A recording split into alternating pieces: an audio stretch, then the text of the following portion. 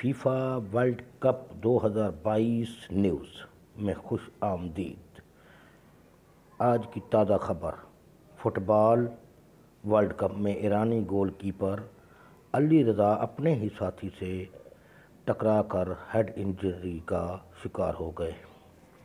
England کے خلاف match کے 20ویں منٹ میں ہیری کین کے کراس پر گول بچانے کی کوشش میں علی رضا کی ساتھی کھلاڑی ماجد حسینی سے ٹکر ہوئی۔ ناک سے خون جاری ہو گیا۔ اس کے باوجود حیران کن بات یہ ہے کہ انہیں میدان سے باہر نہیں بلایا گیا۔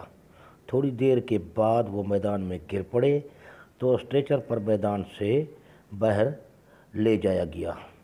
بطور متبادل حسینی کو میدان میں اتارا گیا۔ انجریز کو چیک کرنے میں کافی وقت ضائع ہونے پر پہلے ہاف کا کھیل مکمل کرنے کے لیے 14 منٹ اضافی ٹائم دینا پڑا۔ اللہ حافظ۔